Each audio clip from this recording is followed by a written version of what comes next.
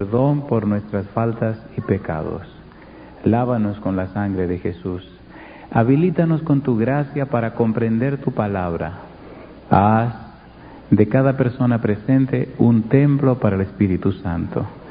Que hoy recibamos de ti pan de vida para vida eterna. Querido Dios, que los amigos y amigas que nos acompañan hoy puedan tener un encuentro real, personal con Cristo Jesús. Bendice cada predicador en la ancha faz de la tierra, bendice todo culto divino que se celebra en este día, que nuestras alabanzas y nuestra adoración sean selladas con tu aprobación. Querido Dios, guíanos en el nombre santo y bendito de Jesús. Amén, Señor. Amén. Tributad alabanzas a Jehová, oh hijos de Dios. Dad a Jehová la gloria y el poder. Rendid a Jehová la gloria debida a su nombre. Adorar a Jehová en la hermosura de su santuario. Amén.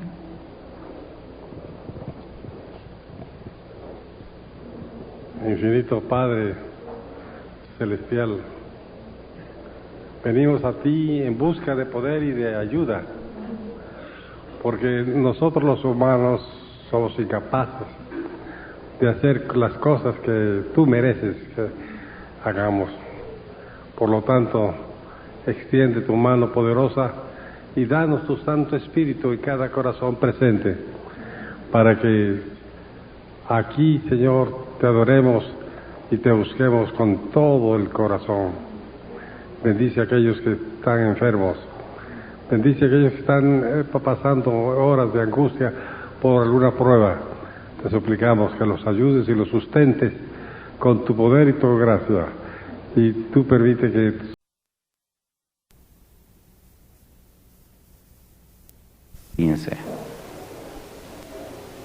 Dice el verso 14: y como Moisés levantó la serpiente en el desierto, así es necesario que el Hijo del Hombre sea levantado, para que todo aquel que en él cree no se pierda, mas tenga vida eterna. Oramos.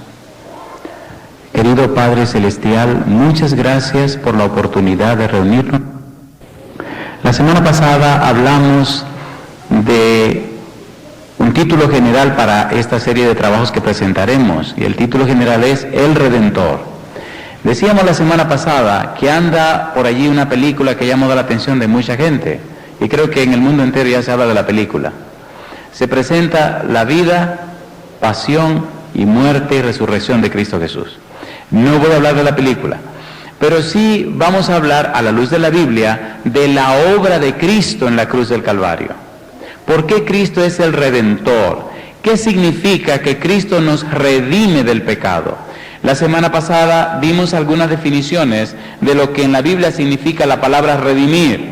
Decíamos que redimir significa rescatar, significa comprar otra vez, significa recuperar, significa comprar, significa librar por el pago de rescate. Y vimos algunos ejemplos, inclusive nos quedamos mirando cómo Dios rescató a su pueblo de la esclavitud de Egipto, cómo Dios salvó a su pueblo de la esclavitud de Egipto. Inclusive hicimos una comparación, cómo Dios te rescató a ti y me rescató a mí del pecado y de la maldad, y cómo nos trajo por su amor, por su gracia, a la salvación y la vida eterna.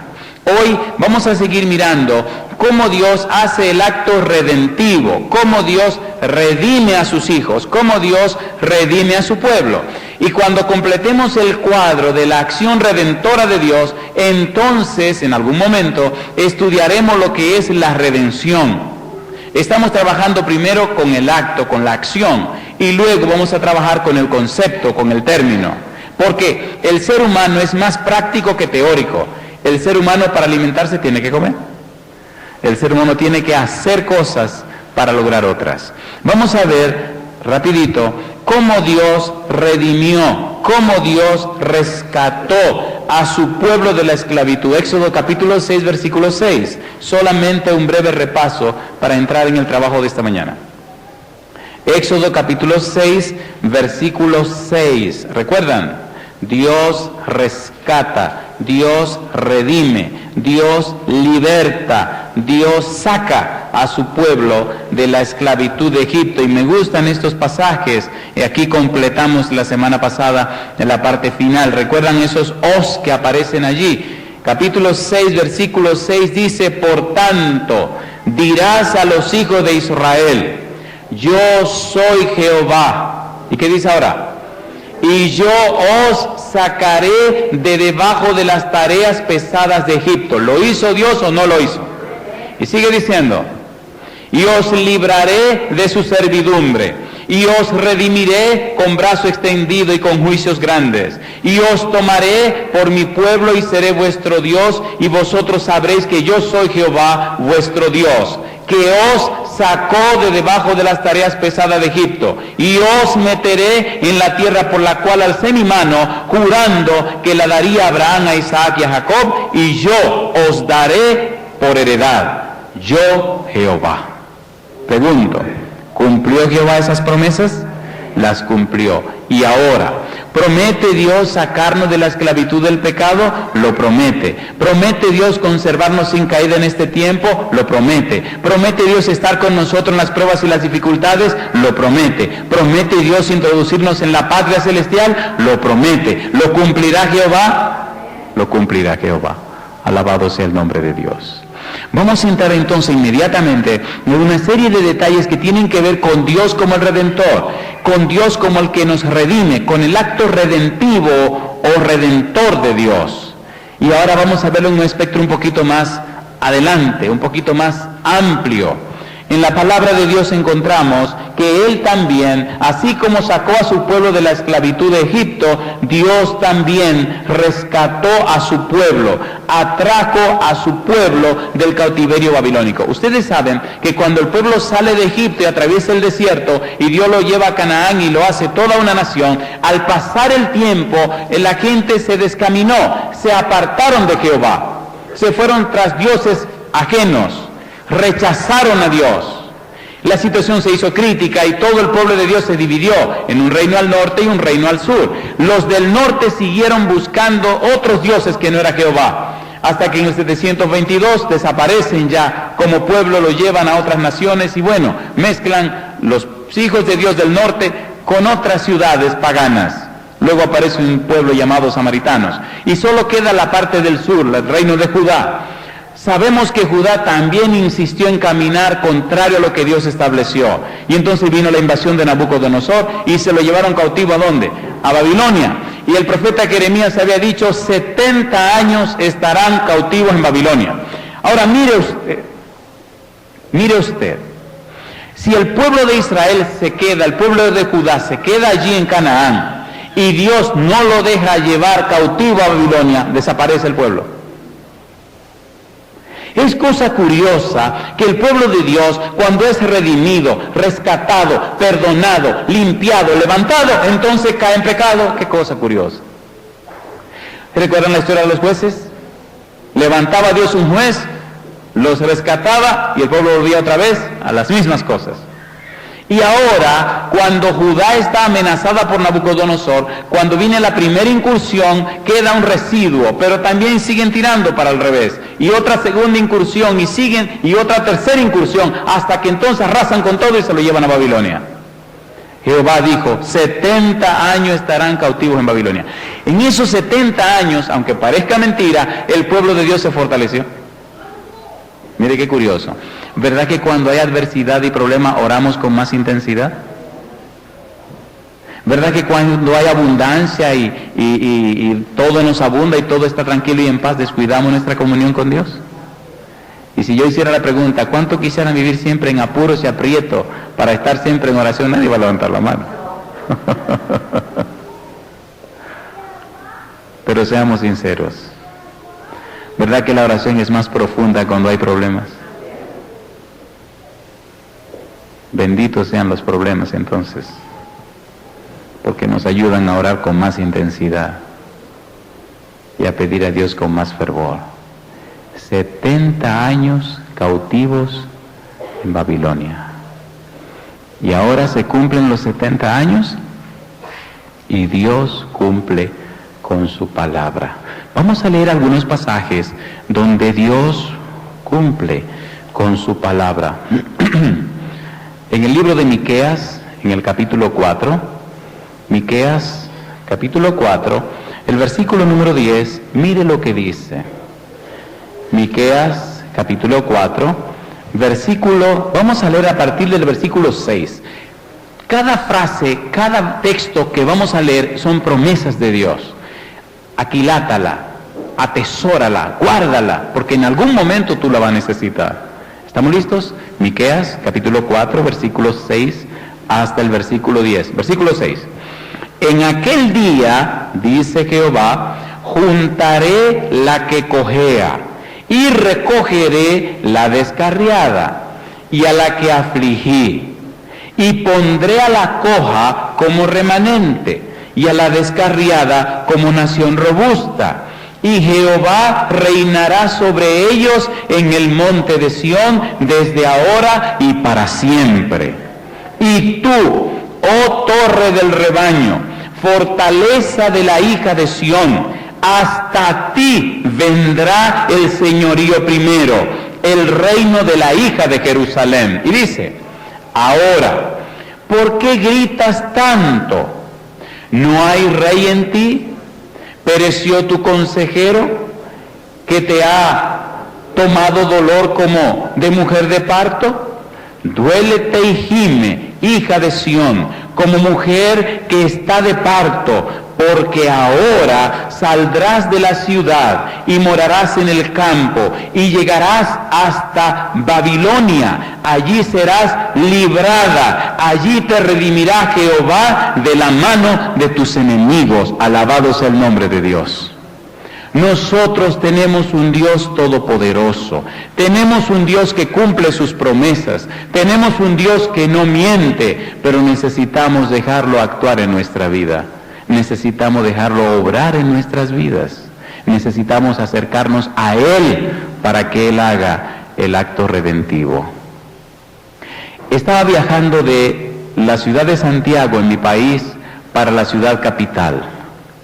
Iba con mi familia. En ese viaje íbamos a buscar unos documentos, el pasaporte, visado, para ir a dar una campaña a una isla llamada Guadalupe, una isla francesa. Y en el camino, y antes de ese día, habían ocurrido ciertos incidentes que me anunciaban ciertos problemas en el camino. Resumo la historia. Hubo un accidente horrible en el camino que en algún momento ya les he contado, donde una jovencita perdió la vida, quedó toda bañada en sangre. Hubo otro señor que se rompió las piernas y los brazos, hubo otro que quedó dentro del vehículo y también fue un desastre, y el Señor nos cuidó, nos protegió, no nos ocurrió nada. Pero cuando llegamos al momento de los hechos, al lugar de los hechos, y tomo al hombre que está en medio de la carretera y lo pongo a un lado, me lleno todo de sangre, la otra jovencita no pude ni tocarla porque estaba desangrándose. Cuando cayó del accidente tan aparatoso, pues estaba allí todo desangrándose. Fui corriendo a la policía para notificar, y entonces enviaron una ambulancia, recogieron a todo el mundo y nos reunimos allí, nos reunimos en el destacamento policial. Recuerdo que cuando, mire, la sangre de seres humanos, esa sangre huele raro. Cuando llegué al destacamento tenía toda la mano llena de sangre y el pecho y la corbata llena de sangre. Y entonces, así como estaba, tuve que correr hasta donde el policía de turno y decirle, oiga, y cuando este hombre me mira que me ve sangrando las manos, la sangre estilando las manos, estilando la sangre y el pecho y la corbata y todo, él se turbó, él no hallaba qué hacer. Hay un pueblo cercano que se llama Santiago. Él tenía que llamar a Santiago, que era la provincia más cercana, o llamar a Monseñor Noel, un lugar que es la provincia de Monseñor Noel, Bonao, y él se turbó tanto al ver tanta sangre que empezó el lugar más lejos, llamó a Barahona, llamó a Pedernales, a la capital, llamó a todas partes, y no llamó donde tenía que llamar, porque el ver la sangre y la gente, por más que usted quiera, usted Se emociona. Mirita, por favor, lávese, mire, hay una llave, lávese la mano. Y entonces me dice, fui y me lavé la mano y volví. Le dije, mire, acabo de ocurrir un accidente, hay una persona que está muriendo en la autopista, hay otro que está muy mal herido y hay otro que quedó dentro del auto que también está muy mal. Llame una ambulancia, rapidito muévanse, antes que se arme otro desorden ahí, porque hay un vehículo que está en el medio de la calle. Pues el hombre comenzó a moverse y todo lo demás. Trajeron mi familia y allí estamos en el destacamento. Como a la media hora llega el jefe del destacamento. Nunca en mi vida había estado en una cárcel preso. Y cuando hay un accidente y hay herido y hay muerto, pues meten preso a todo el mundo hasta que las cosas se averigüen. Cuando llega el jefe del destacamento, yo estoy sentado en un banco con mi esposa y con mis hijos. Llega el hombre y pregunta, ¿qué fue lo que pasó? Un accidente en el kilómetro tal, pasó así, así, así. ¿Y quiénes son las personas? Bueno, está el señor, su familia, ¿y dónde están los demás? Todos los demás están en el hospital. ¿Y hay muertos? Sí, hay una muchacha de tantos años que está muerta. Oh, y entonces pregunta él, ¿y por qué lo tienen él aquí afuera?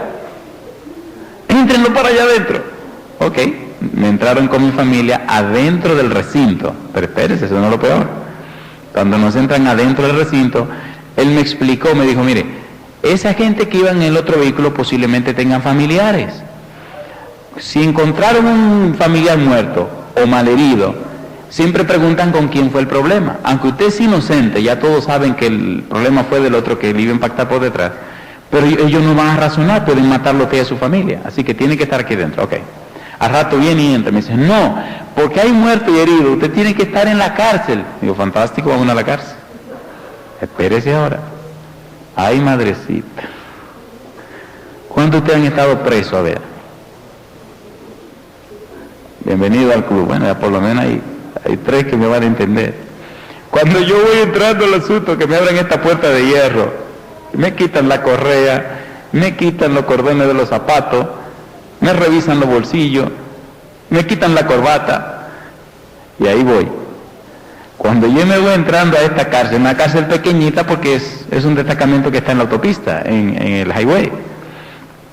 Cuando entro veo 4 o 5 jinetes, personas que están ahí dentro también presos. Entré, y cuando entré, yo no sé por qué no me quitaron el reloj. Hago así, miro mi reloj, y digo, mira señor, es tal hora y tantos minutos. Yo voy a estar preso aquí 7 minutos que voy a usar para predicar a esta gente. A mí no me gusta estar preso. A mí me gusta ser libre. Eso de que de estar preso, que yo no pueda salir. Así que 7 minutos para yo no pensar en cárcel, yo voy a predicar. Inmediatamente comienzo a predicarle a esta gente. Así que desde que entré, viene uno y me pregunta, ¿y qué le pasó? Digo, oigan bien lo que le voy a decir. Y una vez todo el mundo se puso en la atención. Y empecé a hablarle de Jesús, del amor de Dios, de la salvación, y mirando mi reloj, 1 minuto, 2 minutos, 3 minutos, y de repente hay 2 o 3 por ahí que comienzan a llorar. Y dice uno, yo estoy aquí desde anoche preso. Y ¿por qué tú estás preso? Dice que venía pasando y de repente uno de los focos del carro, del camión, se apagó y no hubo manera de encenderlo, así que me dejaron aquí preso. Y dice otro, y yo también. La cosa es que allí cada quien dio su testimonio. Y dije, no se preocupen, vamos a orar a Dios para que todos nos vayamos de aquí. Bueno, empezamos a orar, terminamos la oración, al rato viene, fulano de tal, sí, salga, se fue ese. Ay, nos vemos, viene y me abraza, que sí que, y se va. Al rato, fulano de tal, sí, y fulano de tal, sí, venga, y se van. Oiga, y se fue todo el mundo, y me quedé yo solito. Hago así, miro mi reloj, le digo, señor, falta 1 minuto, y aquí le predico, aquí no hay nadie. Y entonces vino el encargado de ahí, el jefe de esa cosa, creo que era un capitán, no sé. Y viene y me dice, ¿usted es el pastor Porte? Digo, para servirle. Dice, venga, que el rector de la universidad vino a buscarlo. Oiga, me bajó el corazón, me llegó aquí a donde tenía que estar. Cuando ellos rían, abriendo una llave grande, un candado rarísimo, quitarnos la cadena y tal cosa. Y salí afuera. Ay, Jesús bendito. Yo sé, decía Job, que mi Redentor, cuando usted se ha visto a punto de perder la vida, entonces es cuando usted sabe cuánto valor tiene. ¿Cierto o falso? Las pruebas y las dificultades son un instrumento del cielo para nuestro crecimiento en la gracia y en la fe de Dios. Dios prometió traer al pueblo de la cautividad babilónica y Dios cumplió su palabra. No importa qué cosa te está llevando cautivo, posiblemente algún vicio o algún mal hábito o alguna mala actitud. ¿Quién sabe cuántas cosas te han mantenido cautivo por años? No importa lo que sea, Jehová prometió que Él te redimirá, que Él romperá las cadenas, que Él romperá esas cosas y Jehová las romperá. Años de pecado, años de malos hábitos, años de cosas raras. Las personas se han encontrado con Jesús y de repente el Señor los liberta, porque Jehová es todopoderoso. ¿Podemos leer Romanos capítulo 6? Dios redime a su pueblo del pecado. Romanos capítulo 6, versículo 18 y versículo 22. Escribe estas cosas, mi amigo querido. Vamos a ver a Jesús como Redentor en cada aspecto, en cada detalle de su ministerio. Romanos capítulo 6, versículo 18 y versículo 22. Recuerda, el título es Dios redime a su pueblo del pecado. Romanos 6, 18 dice: y libertados del pecado, vinisteis a ser, ¿qué cosa dice ahora? Siervos de la justicia. Versículo 22. Mas ahora que habéis sido libertados del pecado y hechos siervos de Dios, tenéis por vuestro fruto, ¿qué cosa? La santificación, y como fin, ¿qué cosa? La vida eterna. Cuando el Señor redime, cuando el Señor rescata, cuando el Señor liberta a la persona, le da de su espíritu, de su poder, para empezar 3 procesos. ¿Cuántos procesos? 3 procesos. Los maestros de teología dicen que todo ser humano pasa por esos 3 procesos en el plan de la salvación. Número 1, el Señor perdona a la persona sus pecados. Es decir, el Señor justifica al pecador. Es decir, el Señor libera al pecador de la culpa por el pecado y del castigo por el pecado. Y Dios lo puede hacer porque el mismo Dios se hizo hombre para pagar la culpa del hombre. Alabado sea Dios. Eso se le llama justificación. Número 2. Cuando el hombre ya ha sido perdonado, cuando el hombre ya ha sido liberado del castigo por el pecado, cuando el hombre está libre de la culpa por el pecado, cuando se siente perdonado, cuando se siente limpiado, cuando se siente aceptado por Dios, entonces viene el segundo proceso. Y ellos le llaman santificación. ¿Cómo le llaman? La santificación significa que ahora Dios, que nos liberó de la culpa por el pecado, que nos liberó del castigo del pecado, que nos perdonó el pecado, ahora significa que Dios nos libra del poder del pecado. Alabado sea Dios. ¿No han visto personas que cuando se hacen cristianas se convierten, antes tomaban ron y eran enfermos del ron y ya jamás toman más? ¿Sí o no? Eran esclavos de los vicios y ahora son libertados de esos vicios. Ahora Cristo nos libera del poder del pecado y comienza a transformar nuestra vida a imagen y semejanza de Cristo Jesús. ¿Cierto o no cierto? Eso se entiende mejor cuando usted es el que ha vivido la experiencia. Cuando se lo cuentan, casi no lo entienden. Pero cuando usted lo vive, entonces usted sí lo entiende. Alabado sea Dios. Y en esa experiencia estamos viviendo. Porque Dios nos redime del pecado, nos liberta del pecado, nos rescata del pecado. Y escucha, podemos cometer errores, pero no nos deleitaremos en el pecado que clavó a Cristo en la cruz del Calvario. Y número 3, cuando el Señor venga en las nubes de los cielos, entonces transformará nuestra naturaleza. y seremos glorificados y viviremos por la eternidad. ¿A cuánto le gustaría tener esas tres maravillosas experiencias? Por gracia de Dios nada más nos falta alguno, nos falta la última. Estamos en el proceso de la santificación. Pero si tú no has comenzado con la primera, hoy es un buen momento. Si no has tenido ese gozo del perdón del Señor, hoy es un buen momento. Si no has entregado tu vida a Jesús, hoy es un excelente momento. Hoy el Señor Jesús llama a la puerta de tu corazón. Hoy Jesús quiere entrar a tu corazón. Salmo 130, versículo 8. Salmo 130, versículo 8. Recuerda, estamos trabajando con la frase, Dios redime a su pueblo del pecado. Salmo 130, versículo 8. Yo quiero que estos pasajes, por favor, los grabe en tu corazón, los raye en tu Biblia, lo copie en tu mente, lo que quieras, pero por favor, llénate de ellos. Dice el Salmo 130, versículo número 3. ¿Qué dice? Salmo 130, versículo de 3 en adelante. Vamos a comer más, vamos a comer más. El 8 es un chiquitito así, nada más una frase. Vamos a comer más. Salmo 130, del versículo 3, dice el versículo 3, Yahvé, si mirares a los pecados, ¿quién, oh Señor, podrá mantenerse? ¿Y qué sigue diciendo ahora? Pero en ti hay perdón, para que seas reverenciado, alabado sea el nombre de Dios. ¿Cómo se siente un hombre o una mujer cuando siente que Dios lo ha perdonado? ¿Canta el himno de alabanza a Dios con fervor y con júbilo, sí o no?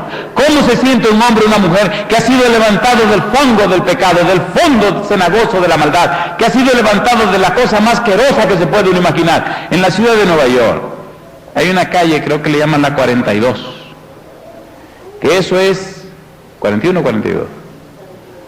42, ¿sí, verdad? La 42. Me dicen que eso es... Estaba en la iglesia de Fort Washington dando una semana de oración y yo no sabía ni de la calle 42 ni nada que se parezca. Acababa de llegar de mi país y estaba dando mi semana de oración.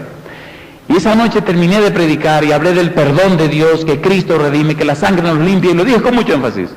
Y cuando hice el llamado pasó un señor al frente, pero llorando, bañado en lágrimas.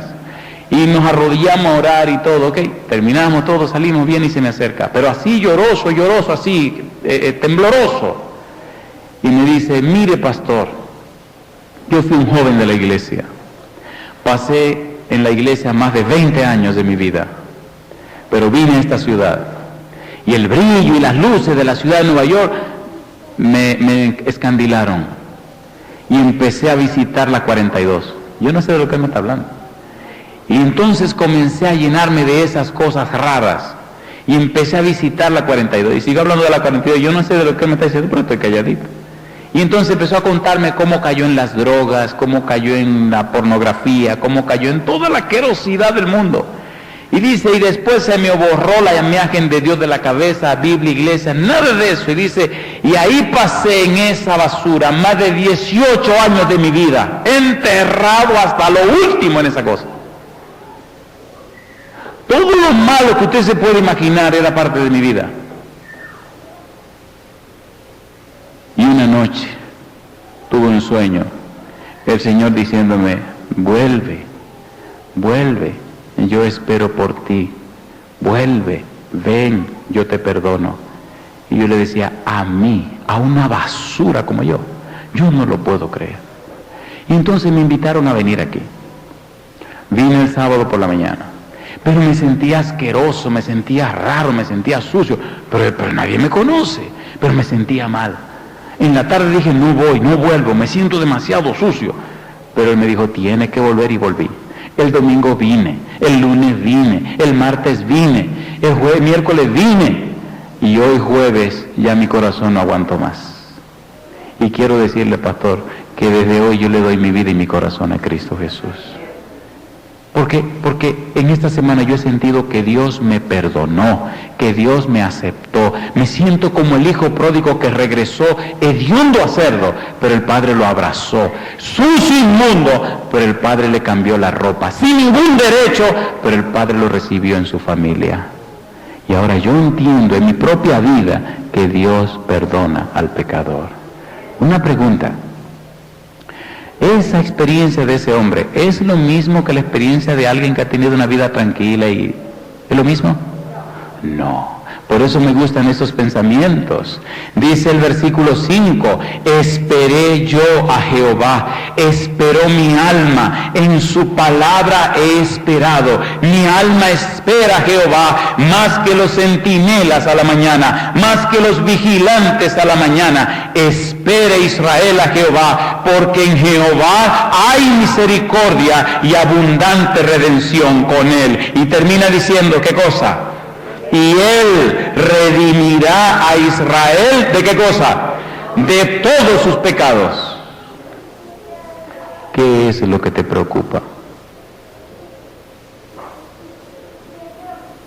¿Qué es lo que te angustia?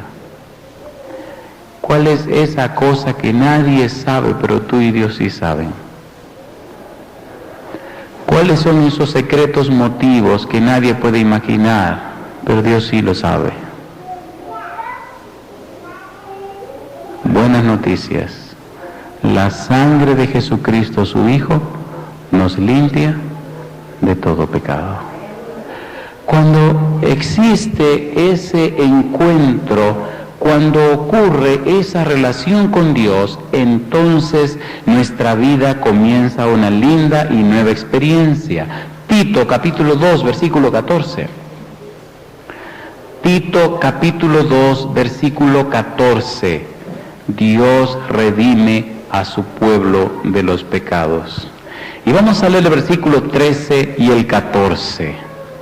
Dice el versículo 13, Tito 2:13, aguardando, ¿qué cosa?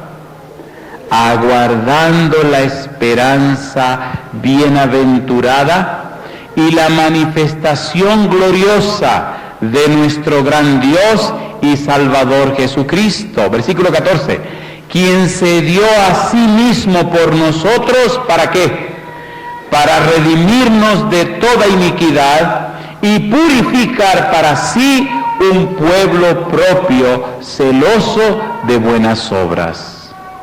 Cuando una persona ha tenido ese encuentro con Jesús, cuando una persona se ha entregado al Señor Jesús, cuando una persona ha sido redimida del pecado, cuando una persona ha sido rescatada del pecado, cuando alguien ha sido sacado del fango del pecado, entonces su vida comienza a mostrar cosas distintas. ¿Recuerdan ustedes a Juan, el discípulo amado? ¿Recuerdan los nombres que tenían él y su hermano, Boanerges, hijos del trueno? ¿Recuerdan ustedes cuando Juan y Santiago estaban en Samaria y los samaritanos rechazaron a Jesús y no quisieron recibirlo? ¿Recuerdan el consejo que ellos le dieron a Jesús para los samaritanos? ¿Se acuerdan o no se acuerdan? Señor, ¿tú quieres que oremos y que descienda fuego del cielo y que los queme a todos? Y no eran discípulos de Jesús eso. Y más tarde, cuando Juan tiene su encuentro con Jesús, y más tarde cuando el Señor limpia, libera y transforma a Juan, entonces la vida se torna diferente. Dice en el libro de los Hechos de los Apóstoles, dice la sierva de Dios, que a Juan se le conoce con el nombre de Maestro de Santidad. ¿Maestro de qué? De santidad. Porque cuando Cristo te perdona, cuando Cristo te rescata, cuando Cristo te redime, transforma tu vida. Y hace de ti una fuente de bendición. Y entonces Juan escribe el Evangelio que lleva su nombre. Y entonces Juan escribe el libro de Apocalipsis. Y entonces Juan escribió Primera de Juan, y Segunda de Juan, y Tercera de Juan. Y los 5 libros que escribió, todos son para hablar de Cristo Jesús. Cuando el Señor perdona tus pecados, cuando el Señor transforma tu vida, entonces comienza a vivir para la gloria del Señor. ¿Cuál es la razón por la cual no hay más cristianos en las iglesias?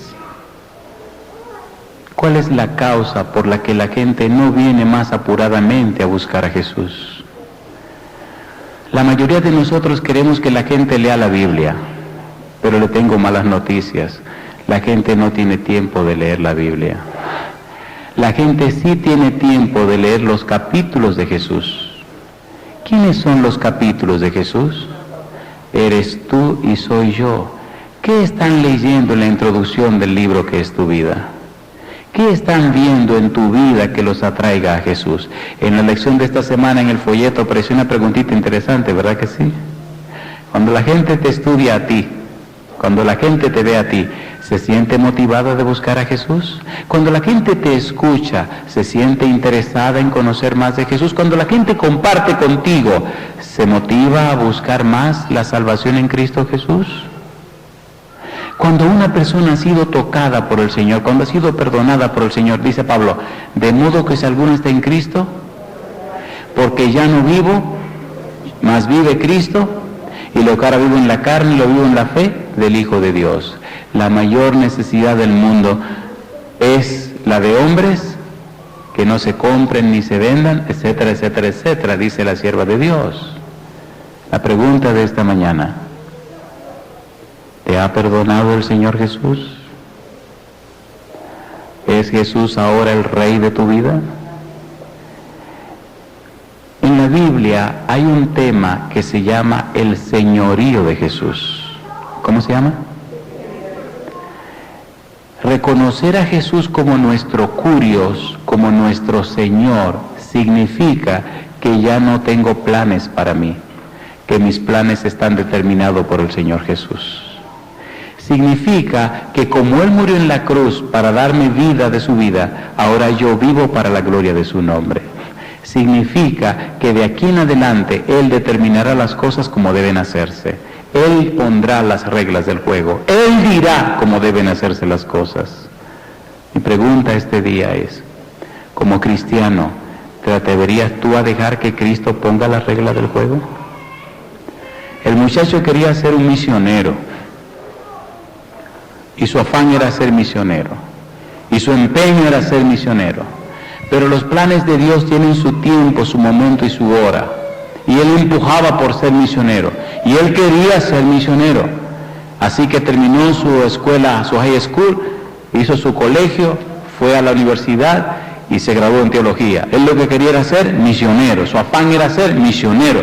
Y no misionero en cualquier lugar. Él quería ir a África. Y no a cualquier lugar de África. Él quería ir al corazón de África. Había leído la historia de David Livingstone y él quería ser un David Livingstone. Y que su corazón lo enterrara en medio de África.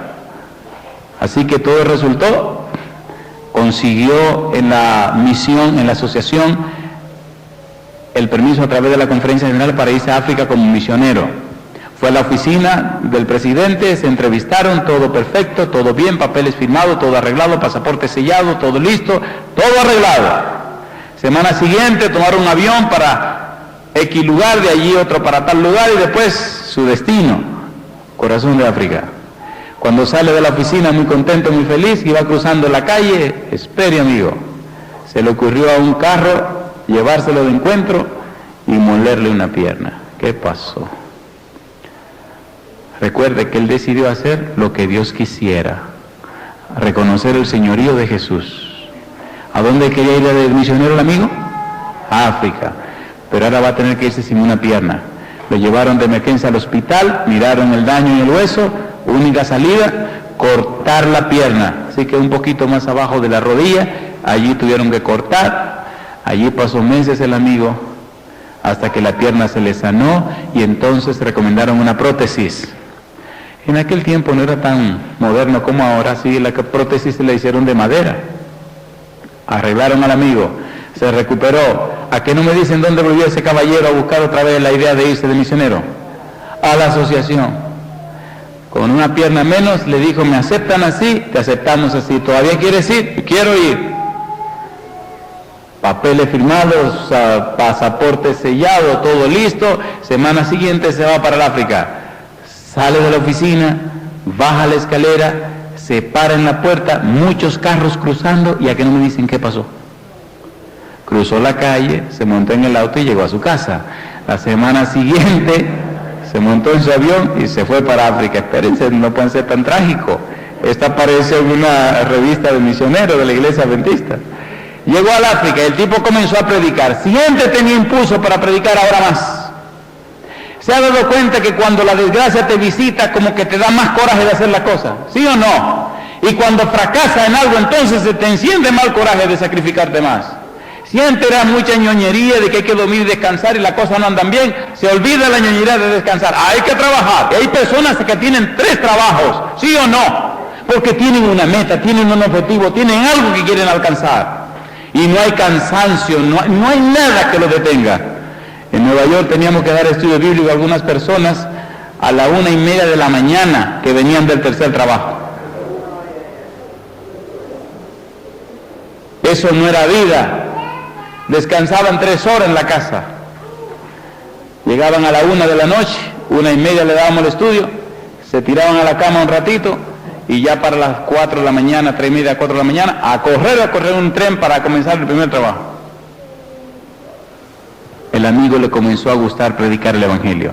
Y en las tribus que iba la gente aceptaba en la palabra de Dios y siguió internándose en el corazón de la selva. Un buen día, viajando de una aldea para la otra, se equivocó de camino. Y en lugar de doblar a la derecha, doblar a la izquierda.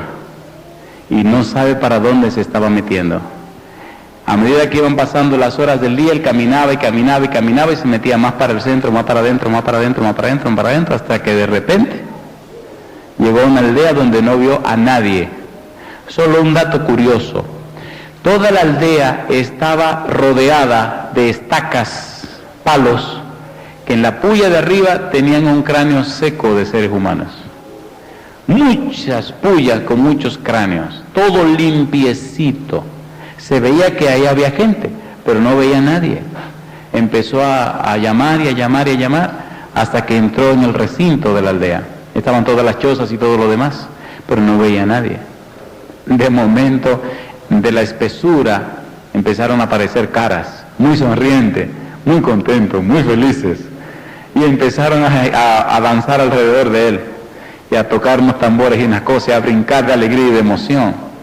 Cuenta que trajeron una olla grande de barro, y prepararon un fogón, un fuego allí, pusieron la leña y le prendieron fuego y la pusieron ahí, empezaron a echarle agua. Ya pueden imaginarse por dónde vamos. Y el amigo empezó a mirar el episodio, la escena, dice, aquí hay algo que está caminando al revés, hay algo raro. Apareció el jefe, muy sonriente, muy feliz, y todo el mundo brincando. Imagínense, un individuo como ese, grandecito, gordito, medio fuertecito. A comer se ha dicho, eran caníbales. Él cuenta su propia historia, y él se sonrió. Y en medio de la situación y de la crisis, él se sonrió. Entonces se acerca al jefe y empieza a decirle con gestos que su carne no sirve para comer. Y el jefe comienza a reírse. Que tu carne no sirve para comer. Él extiende su mano y toma uno de los cuchillos allí que hay de pedernal. Lo toma en la mano, levanta el pantalón de la pierna de palo que tenía, ¿se acuerdan? Sube la pierna en una roca, una piedra que hay allí, y empieza a cortarle un pedazo a la madera para que el jefe vea que su carne no se puede comer. Cuando el jefe ve eso, que está cortando está viendo que se está cortando de un pedazo de madera de lo de él, el tipo se echa para atrás. Y cuando se queda mirándolo, abre los brazos, mira alrededor y entonces le hace la reverencia y se tira al suelo y comienza a adorarlo como si fuera el Dios de la naturaleza. Y el tipo empieza a reírse también. Saca el pedazo de madera y le hace así al jefe, come, come, come. Para ese momento ya nadie está tocando tambores. Fin de la historia de ese misionero. Toda la aldea se entregó a Cristo Jesús. Te hago una pregunta. ¿Y si hubiera tenido las 2 piernas sanas? Aunque te falte una pierna, deja que Dios se glorifique. Pregúntate, ¿cuál es tu mayor empeño para Dios? ¿Qué quieres hacer para la gloria de Dios?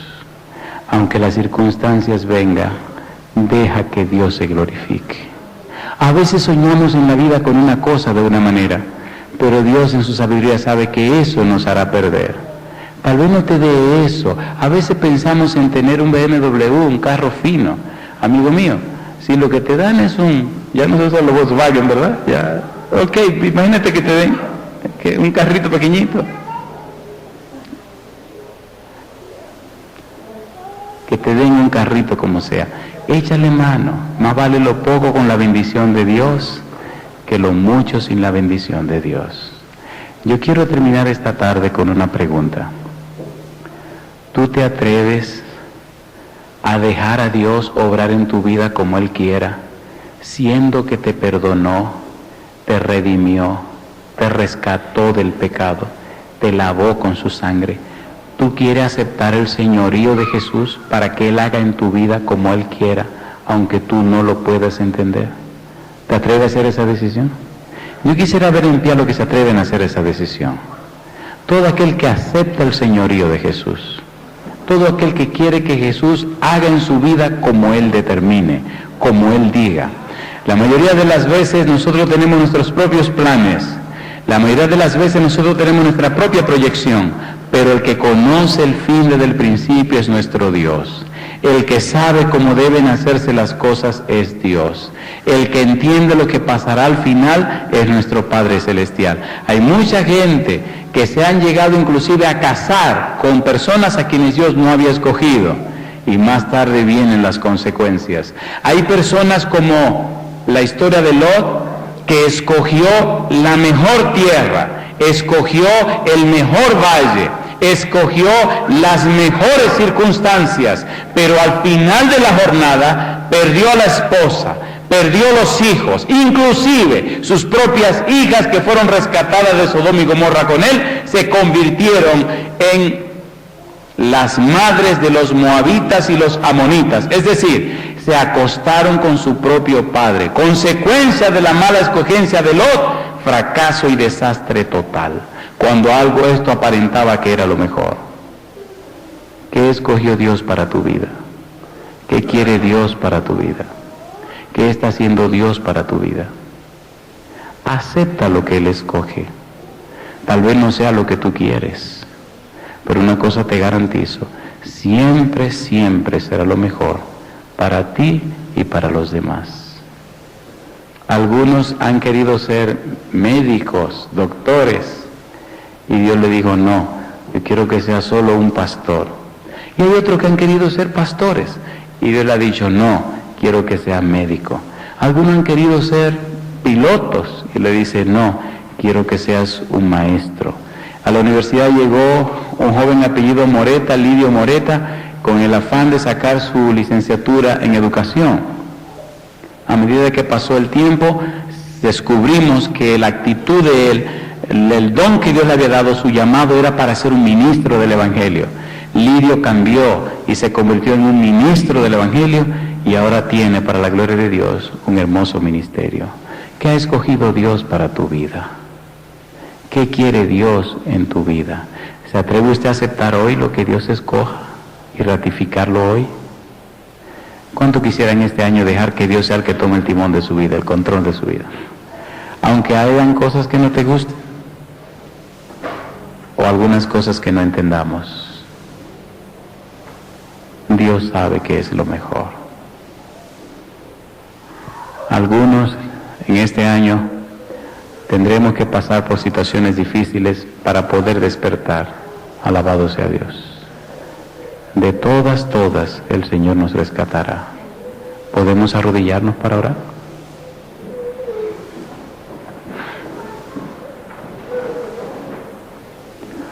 Querido Padre Celestial, muchas gracias por estar